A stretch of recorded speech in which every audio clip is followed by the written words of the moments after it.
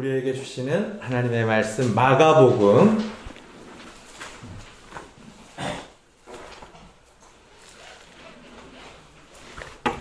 7장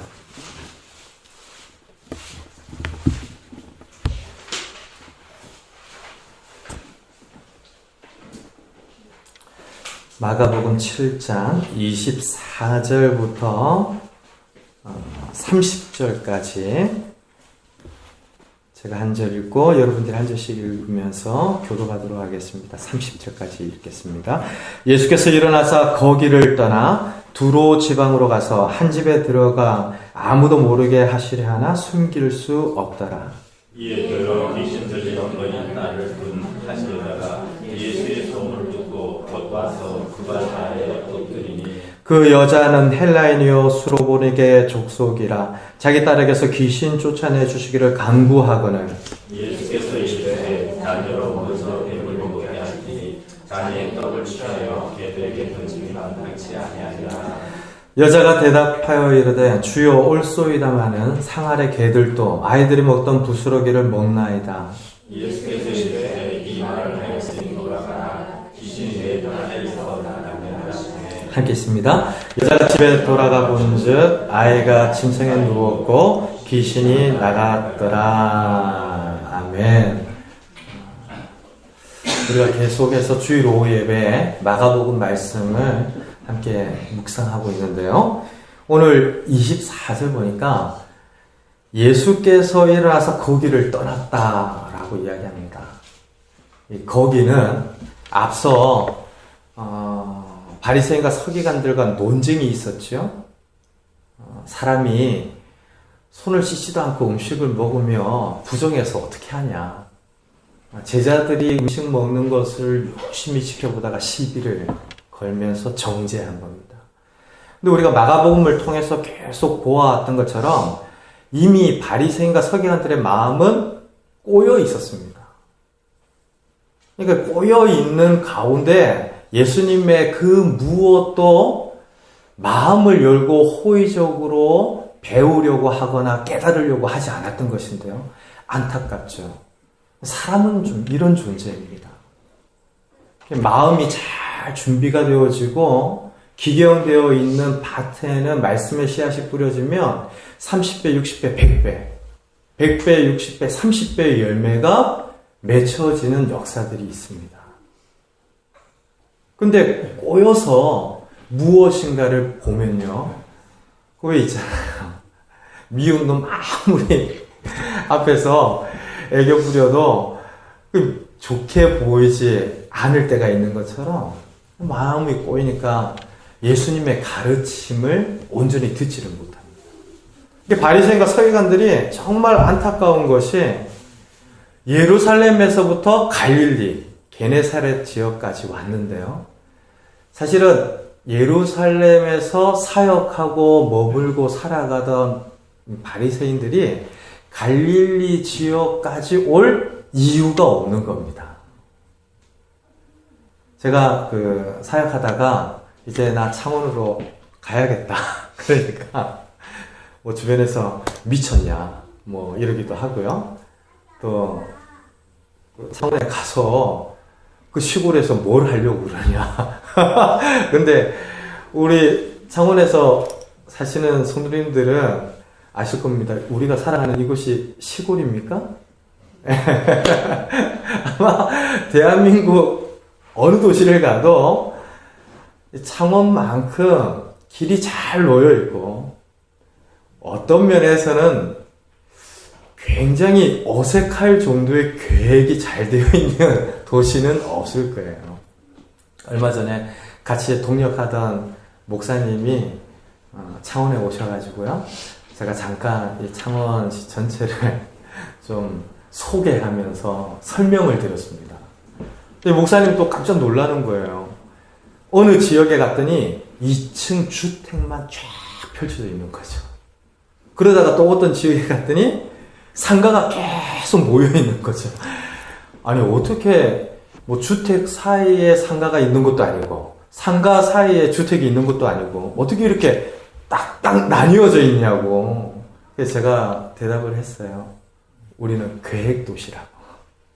이런 도시가 사실은 좀 드물지요. 근데 서울에서 잘 모르니까 뭐 시골 그러는 건데 사실은 오신 분들은 깜짝깜짝 놀라고 돌아가요. 근데 우리나라에서 서울이냐 부산이냐 강주냐 뭐 창원이냐 오고 가는 것은 그렇게 어려운 일이 아니고 일부러라도 가는 일이죠. 그 당시는 좀 다릅니다. 예루살렘은 그 유대 지역 전체의 정중앙입니다. 그냥 도시일 뿐만 아니라 유대인들이 가장 거룩한 곳이라고 여겼던 곳입니다. 그러니까 성전이 놓여 있는 그 지역은 그냥 행정적인 의미에서의 도시만이 아니고 하나님께 예배하며 살아가는 데 있어서 가장 거룩한 초소가 예루살렘입니다. 근데 그런 곳에서 갈릴리 지역으로까지 내려왔다. 이건 어마어마한 일인데요. 예수님이 어떤 틀린 이야기를 하나, 잘못된 이야기를 하나, 그걸 들으려고 온 겁니다. 그러니 얼마나 이 바리새인과 서기관들의 다친 마음, 그리고 그들의 그릇된 목적이 예수님을 인격적으로 만나는 일을 스스로 방해하고 있는가 우리들이 깨닫게 되는데요. 사랑하는 성도 여러분, 앞으로도 모든 예배의 시간마다 말씀을 펼치는 시간마다 예수님을 인격적으로 만나고 듣고 배우고 깨닫기를 소원하는 그런 열린 마음이 우리 모두에게 허락되어지기를 주님의 이름으로 축원드립니다. 그럴 때 하나님께서 생명의 역사를 허락해 주시는 것인데요. 그런 바리새인과 서기관들의 논쟁을 떠나서 예수님께서 다시 두로 지방으로 가셨다라고 합니다. 이 두로 지방은 베니게라고 불려지는 오늘날의 그 갈릴리 바다 북서쪽인데요. 이 지역은 이방인들이 주로 거주하는 지역입니다. 그러니까 우리가 말씀을 통하여서 깜짝 놀라는 것은 예수님께서 예루살렘과 같이 성전이 있는 곳, 모든 사람들이 거룩하다 여기는 곳에만 머무르지 않고 이방 지역을 다니시면서 사역하셨다는 겁니다. 하나님의 편에서 보면 우리같이 허물 많고 연약함이 많은 인생 가운데 내려오시는 일이 결코 쉬운 일은 아니겠죠. 좋은 곳에 지내다 보면 조금 못한 곳에 잘 안 가게 됩니다. 넓은 지역에 있다 보면 비좁고 정말 엉키고 실타리처럼 꼬여있는 곳에 운전도 잘 안 하려고 돼요. 근데 우리 인생을 보시는 하나님께서 직접 사람의 몸을 입고 찾아오신 성육신 사건을 보더라도 야, 하나님의 마음이 이런 것이구나. 하나님의 선교, 하나님의 사랑이라고 하는 것은 이렇게 친히 찾아가시고 다니시면서 그들을 돌보아 주시는 것이구나. 오늘도 우리 귀한 스님들 오셔서 함께 예배를 드리시고 섬기시는데요. 앞으로 우리 예배를 드리는 성도님들 한 분 한 분이 살아가는 날 동안 하나님의 뜻 안에서 귀하게 쓰임 받기를 주님의 이름으로 축원드립니다. 예, 집에만 머물러 있지 말고. 보통 사람들이 태어나서 죽기까지 한 반경 1.8km에서 오고 간다고 그래요. 근데 하나님은 이 창원뿐만 아니라 부산, 경상남도, 서울, 그리고 북녘 땅까지 세계 열방까지 품으시는 하나님이신 줄 믿습니다. 우리가 평생 예배를 드리면서 교회를 통하여서 주어지는 기도 제목을 따라서 터키를 위해서도 기도하고요.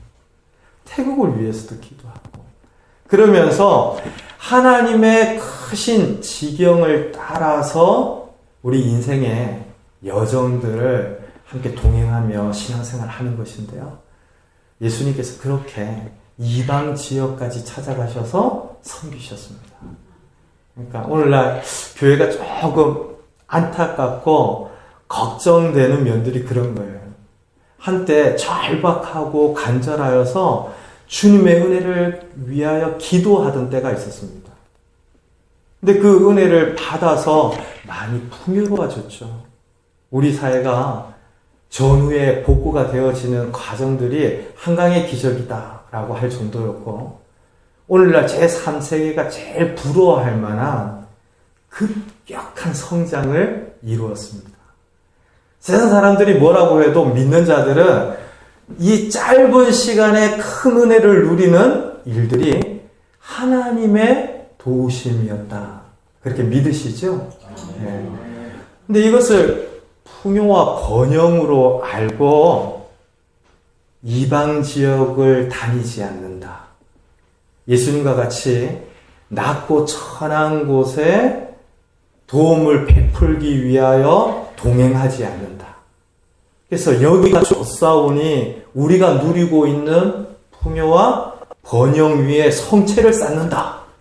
그러면 결국 교회가 세상과 더욱 단절이 되어지면서 그 사랑이 흘러가는 것이 아니라 우리 안의 소유로 바뀌어 버릴 터인데요. 하나님 그걸 원치 않으십니다. 그래서 예수님께서 이 땅을 사시는 날 동안의 그 과정들을 담고 있는 복음서예요. 예수님 계속 다니십니다. 그래서 유대인들이 스스로 찾아가지 않는 두로 지방까지 가셔서 복음을 증거하시는데 한 여인을 만나죠. 이 여인이 어떤 여인인지 한번 보십시오. 25절 우리 같이 읽을까요? 이에 더러운 귀신 들린 어린 딸을 둔 한 여자가 예수의 소문을 듣고 곧 와서 그 발 아래에 엎드린 26절 그 여자는 헬라인이요 수로보닉의 족속이라 자기 딸에게서 귀신 쫓아내 주시기를 간구하거늘. 이 여인의 이름은 나타나 있지 않습니다. 이름이 없다는 것은 그만큼 이름을 이야기해도 모를 만한 사람이라는 겁니다. 제가 그 사역을 하던 그 지역에서 개척을 위해서 이곳에 딱 내려오니까 창원시장님이 굉장히 반가운 이름이에요. 이전에도 참 많이 듣고 보고 돌발 영상에도 자주 올라오시고 그래서 이미 알던 분인데 창원주기 또 시장님으로 계신 거죠. 그 이름은 들으면 알만한 사람들이 아는 이름이에요. 근데 어떤 이름은요, 이야기를 해줘도 잘 모릅니다. 사실 그렇습니다. 제가 있던 그 지역에서 창원에 와서 조수성 목사다 그러니까 모르죠. 지금 창원 지역이나 이 지역을 이제 고등학교를 졸업하고 나서 떠나지 20몇 년이 지나서 다시 오니까 사실은 동창 찾는 일도 쉽지 않은 일이에요. 그러니까 성경에 이름이 나타나 있지 않는 이 여자, 어떤 의미에서는 주목할 만한 사람이 아니다라고 이야기하고 있습니다. 그도 그럴 것이 헬라인입니다. 그 당시 이방인들을 그냥 통상적으로 헬라인이다라고 불렀는데요. 이방인이면 유대인들의 입장에서는 겸상도 하지 않는 사람들입니다.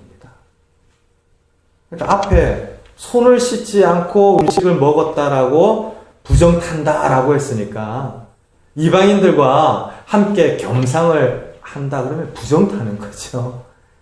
그래서 헬라인이다, 스로보닉의 여인이다, 대응할, 대꾸할 가치도 없는, 이름을 들어도 알만하지 못한 존재다라는 것을 이야기하고 있는 것이죠. 그런 여자가 담대히 예수님 앞에 나옵니다. 소문을 들었습니다.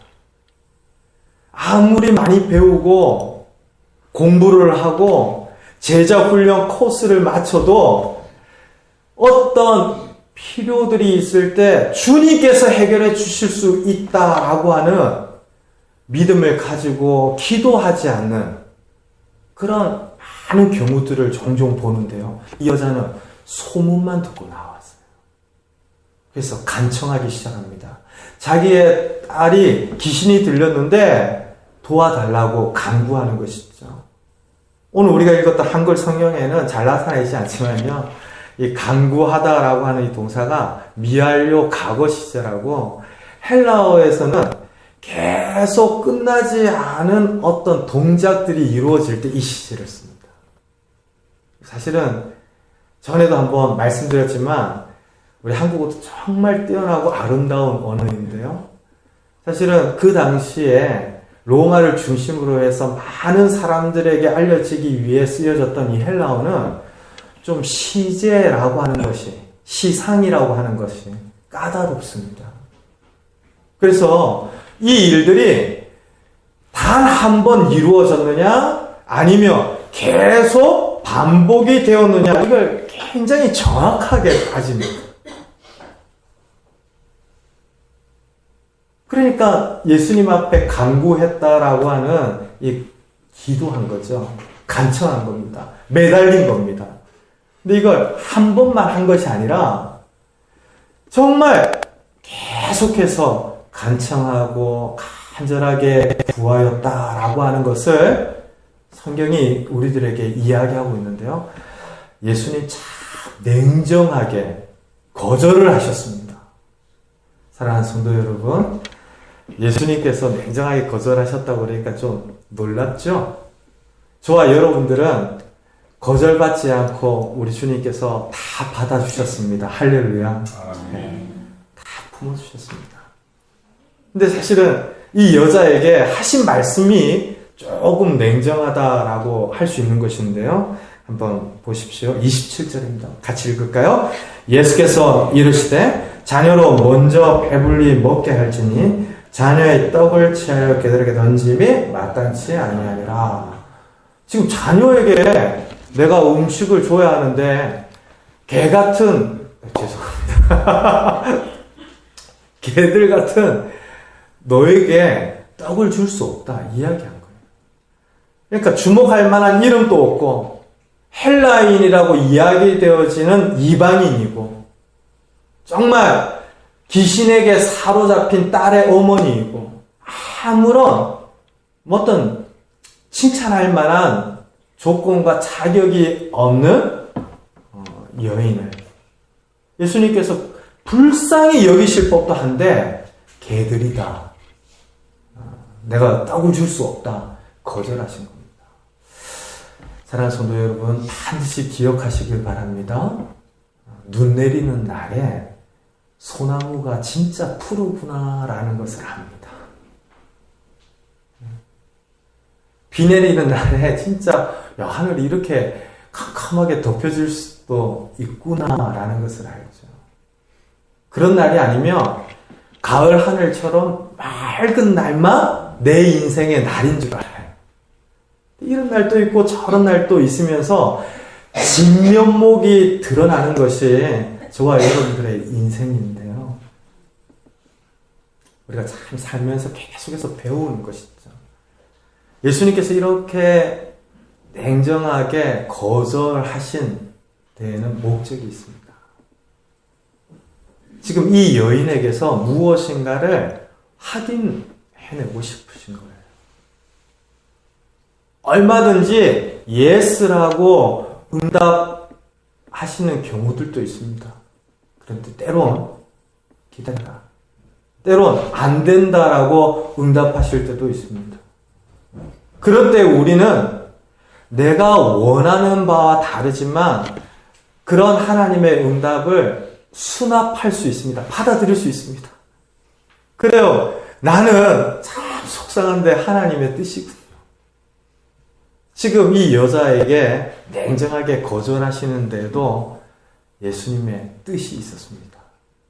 어떤 뜻이냐면 이 여자를 통하여서 나타나는 믿음을 보여주고 싶은 겁니다. 손 씻느냐 안 씻느냐 그것 때문에 떡을 먹을 때 사람이 부정해지느냐 부정해지지 않느냐 그걸 가지고 트집 잡는 바리새인과 서기관들 그리고 아무리 보여주어도 깨닫지 못하고 들어도 알지 못하는 사람들에게 소문만 듣고 왔는데도 이런 믿음 봐라. 그러면서 보여주고 싶으셨던 겁니다.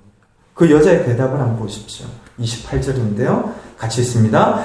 여자가 대답하여 이르되 주여 올소이다마는 상 아래 개들도 아이들이 먹던 부스러기를 먹나이다. 주님, 어떻게 그렇게 섭섭하게 말씀하십니까? 냉정하게 말씀하십니까? 너무 힘듭니다. 자기 상황에서 먼저 이야기하지 않고요. 예수님의 그 냉정한 거절을 듣고도 개들이라고 취급을 받았으니 얼마나 속상합니까? 그런데도 주님 옳습니다 라고 인정하죠. 사랑하는 성도 여러분, 어린아이들은요 필요로 하는 모든 것을 구합니다. 근데 그것이 주어지지 않으면 속상해하고 그것을 주지 않는 대상을 향해서 원망하고 불평합니다. 근데 성숙하고 잘한 분들은요, 내가 원하는 것이 손에 쥐어지지 않아도 그 사람을 인정하고 배려합니다. 저와 여러분들이 그런 관계에서 서로가 서로를 위하고 섬길 때에 정말 인격적인 관계를 맺는 것인데요. 우리 예수님께서 노라고 하셨는데 이 여인이, 이방 여인이 소문만 듣고 예수님의 도움을 얻기 위하여 찾아온 여인이 맞습니다. 주님 말씀입니다. 나랑 안 맞아도 주님이 옳습니다 라고 이야기하죠. 저 예전에 그런 적이 많았거든요.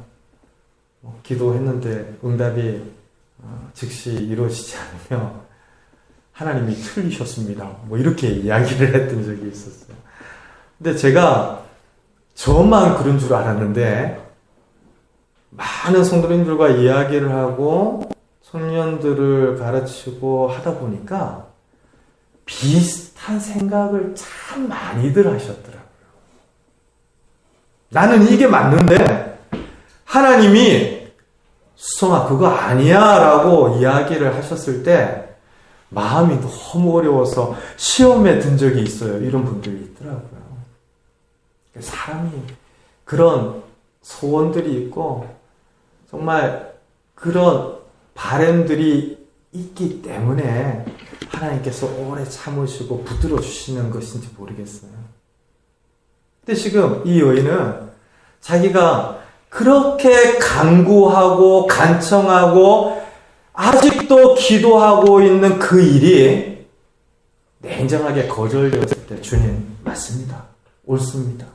나보다 주님이 더 탁월하십니다. 인정을 하죠. 그리고 이야기하는데요. 상 아래 개들도 아이들이 먹던 부스러기를 먹습니다. 라고 합니다. 사랑하는 성도 여러분, 개가 맞다는 겁니다. 주님께서 나를 개와 같이 다루시고 말씀하시면 그것조차도 맞다라는 겁니다. 사실은 이것이 기독교 신앙의 신비 아닙니까? 세상에서는 무시받으면 참기 참 어렵습니다. 운전하시는 분들은 길에서 수많은 그 전쟁들 치르시잖아요. 옆에서 나를 무시하고 앞질러 그러면 막 이렇게 그걸 추월해야만 직성이 풀리는 그런 분들도 종종 이야기를 들었고요. 신호가 걸렸는데 뒤에서 빵빵거린다고 신호가 바뀌었는데도 출발하지 않고 있다가 나쁜 사람들이죠. 근데 그런 일상에서 일어나는 일들 이런 거야 그냥 우리가 경험하고 지나치는 일이에요. 진짜 확 꽂히는 경우들이 있습니다. 날 무시해. 나한테 상처를 줘. 그렇게 그게 걸려서 아무것도 못하고 그냥 들어눕는 계모들도 있었죠. 예. 그런데 오늘 이 여자가 대답하는 것을 보십시오. 걔 맞습니다. 걔 맞습니다. 우리가 세상에서는 무시를 절대로 받으려 하지 않지만요. 신앙 안에서는 왜 이것이 신비냐면 우리 자신의 실체를 인정하는 것을 부끄러워하지 않게 됩니다. 하나님 앞에 서면 사람들이 뭐라 하든지 그것과 상관없이 내가 예수님의 보혈로 죽다 살아났습니다. 죽을 수밖에 없는 죄인이었는데 하나님께서 패스오버 넘겨주셔서 덮어주셔서 6월절 어린 양과 같은 예수님 때문에 살았습니다. 이것이 우리가 믿는 바 신앙의 비밀이요 축복인 줄로 믿습니다. 네. 세상 사람들 앞에서는 무시 안 받고 싶죠. 그런데 우리 실체가 드러나는 일을 수치로 여기지 않고 오히려 자랑으로 알고 간증으로 찬양하는 이 신비. 그래서 남이 날 보고 개 같다 그러면 못 참는데 주님께서 개라고 부르시면 그것마저도 맞다라고 할 만한 우리의 실체 그대로 나아가는 이것이 우리 신앙의 신비입니다. 이 여자가 그렇게 고백하는 겁니다. 맞습니다. 개인 것은 맞지만 그 개도 테이블에서 떨어지는 부스러기를 먹을 수는 있습니다. 주님께서 얼마나 기뻐하셨는지요. 오늘 우리가 읽었던 성경 29절 한번 보세요. 같이 읽을까요? 예수께서 이르시되 이 말을 하였으니 돌아가라 귀신이 내 딸에게서 나갔느리라 하시네.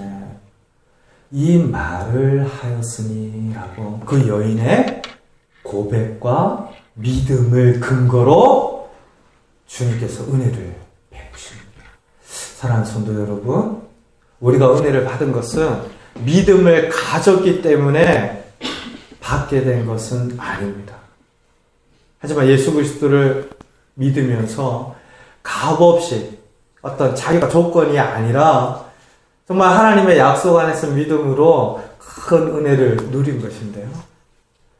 마가복음에서 예수님의 모습을 살펴보니까 고향, 그러니까 믿지 않고 받아들이지 않는 곳에서는 아무 능력도 행할 수 없었더라 이렇게 이야기하거든요.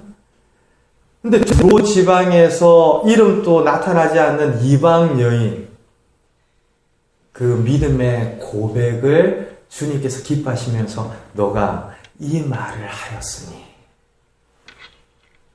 사랑하는 성도 여러분, 그 당시 유대인들은 이방인을 들깨 취급을 했다고 그래요. 그래서 신명기라든지 구약에 보면 이방인을 가리키는 단어가 개라고 하는 단어와 동일하게 나타난 경우들이 있습니다. 이 들깨가 뭡니까? 집이 없는 개들이죠. 돌아다니는 개입니다. 제가 태국에 선교를 한 8번 이렇게 다녀왔는데 태국은 개가 사람 같은 나라예요. 오늘 개 이야기 너무 많이 해서 죄송한데 뭐 사람만한 개들이 여기저기 다니는데요. 식당에도 들어와 누워있고 학교 수업이 이루어지는 교실에 들어와 누워있고 학생들이 지나다니는 복도에도 뭐 누워있는 게 천지예요. 밤에 이 숙소 밖을 나가지를 못했는데 잘못하다가 개 만나니까 만나면 굉장히 위험할 수 있다고 그러거든요. 근데 사람들과 개가 그렇게 더불어 사는데 이 가까이에 있는 개, 그러니까 사람과 친하고 길들여진 개는 다르지만 밤을 막 서성이고 저 멀리에서 왜 들을 뛰어다니는 개는 다릅니다. 좀 기운 자체가 달라요. 근데 유대인들이 그런 개로 부른 거죠. 이방인들하고는 상종하기도 싫다. 너희랑 한자리에 함께 하는 것도 난 싫다. 그것이 아마 들깨라고 하는 표현 가운데 나타나 있었던 것 같습니다. 이 여자는 개가 개인 것은 맞는데 상 아래에 들어와 있는 개. 그러니까 지금 자신의 형편을 너무나 적나라하게 고백을 하고 있는 것이죠. 제가 이방인입니다. 헬라인입니다. 주님의 은혜를 받을 만한 자격이 전혀 없는 사람입니다. 그러나 지금 주님 앞에 엎드려 있습니다. 지금 주님을 만나고 있습니다. 주님의 말씀을 필요로 하고 있습니다. 저는 상 아래에 엎드려 있는 개입니다. 이 여자가 이런 고백을 하고 있었죠. 사랑하는 성도 여러분, 오늘 하나님을 예배하면서 다시 한번 우리가 어떤 존재였는지를 잊지 않는 은혜가 우리 모두에게 있기를 주님의 이름으로 축원드립니다. 지금 세상에서 막 인정받고 잘 사시는 거 감사한 일입니다. 하나님께서 함께 하셨는데요. 하나님 앞에서는 정말 들깨 같은 나의 인생이었지만 정말 나를 살리시는 그 은혜의 부스러기, 그것이 오늘날의 나를 있게 했습니다. 이것이 모든 믿는 자의 신앙 고백인 것이죠. 지금 이방 지역에서 이런 놀라운 신앙 고백을 듣게 될 줄 누가 알았겠습니까? 사실은 예수님께서 냉정하게 거절하셨던 것은 이런 믿음을 끄집어내기 위함이었고 우리에게 보여주시기 위함이었습니다. 바라기는 오늘 저와 여러분들의 믿음이 다시 한번 이 여인의 믿음과 같이 주님 옳습니다. 주님의 주님 되심을 인정하고 그렇습니다. 저는 들깨 같았지만 지금은 은혜의 부스러기를 먹고 사는 하나님 앞에서의 인생입니다. 이것을 사는 날 동안 고백하면서 주님께서 우리를 위하여 행하시는 놀라운 은혜와 기이한 구원의 역사들을 사는 날 동안 아름답게 누리시고 깨닫고 발견하시고 간증하는 그런 큰 은혜가 있기를 주님의 이름으로 축원드립니다. 우리 같이 한번 기도하겠습니다.